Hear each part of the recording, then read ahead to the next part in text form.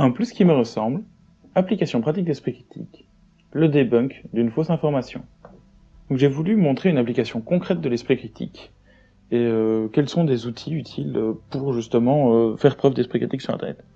Donc j'ai pris cet article qui vient du site Miras News, donc il y a un site internet qui lutte contre la désinformation. Et donc ils font cet article qui s'appelle Grave révélation du Daily Star, 600 soldats britanniques forment les terroristes de Daesh. Et donc ce site prétend que 600 soldats britanniques forment les terroristes de Daesh. Mais alors la première chose qu'on va faire quand on va vouloir vérifier une information, c'est de remonter à la source. Et donc pour remonter la source face à ce genre d'information, normalement c'est relativement simple. On a ici par exemple sur le site, on a la source qui est affichée en bas, et donc la source ici, c'est un site d'actu militante qui est centré donc sur le Moyen-Orient et le Maghreb, et donc en fait c'est exactement le même contenu par rapport à l'article précédent, mais il a été publié 3 mois avant, et donc les deux articles, vu que c'est exactement les mêmes, se réfèrent au tabloïd anglais, le Daily Star. Le Daily Star, c'est un tabloïd anglais assez connu, il est beaucoup moins connu pour la qualité de ses informations, et ça ressemble un petit peu à notre site presse. Et donc pour retrouver l'article originel du Daily Star, donc j'ai fait une recherche assez simple. Dans Google, j'ai tapé 600 British Soldiers et je suis tombé directement sur cet article-là, dont le contenu est bien différent des articles qu'on a vus juste avant.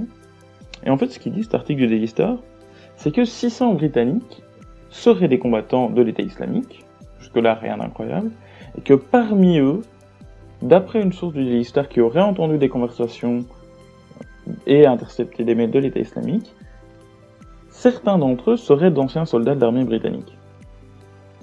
Et qu'une source de l'État dit manifestement que leurs techniques de combat ressemblent à l'armée anglaise et qu'ils sont assez bien formés. Donc il serait possible que d'anciens soldats britanniques aient rejoint l'État islamique et forment à la guerre des combattants de l'État islamique.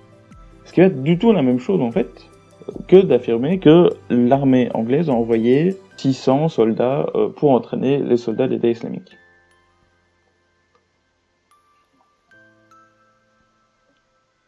Et la différence de contenu, elle est majeure, parce qu'en fait, on voit que on passe de 600 soldats britanniques qui se battent et forment les soldats de l'État islamique, à un ou plusieurs soldats dont on ne connaît pas le nom, mais dont on suppose peut-être l'existence, dont l'existence n'est même pas confirmée, qui auraient rejoint l'État islamique et formeraient des terroristes. Mais évidemment, l'article est au conditionnel. Et donc du coup, l'article de la Tunisie de Dina rajoute aussi une conclusion très complotiste qui dit que les puissances occidentales créent des fausses cellules islamiques afin de récupérer du pétrole et du gaz, là où le Daily Star ne fait que finalement s'inquiéter des talents grillés des combattants de l'État islamique. Donc l'article est mensonger, la traduction a été complètement remaniée, sans doute pour promouvoir cette idéologie conspirationniste.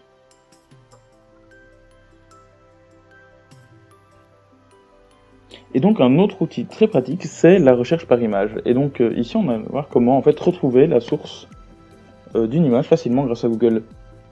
Donc voilà une image qui a été tweetée par Valéran de Saint-Just, donc qui est un responsable du FN en France et qui déclare en fait son soutien aux policiers dans le contexte des manifestations contre la loi travail.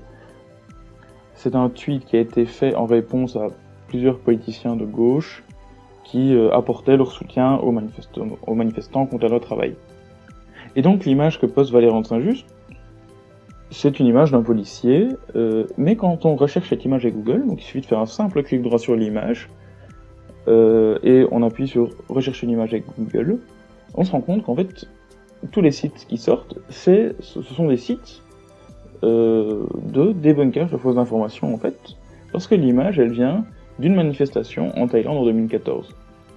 Alors, peut-être que monsieur Valéran de Saint-Just soutient les policiers thaïlandais, mais je ne suis pas sûr que c'est le message qu'il a fait passer par son tweet.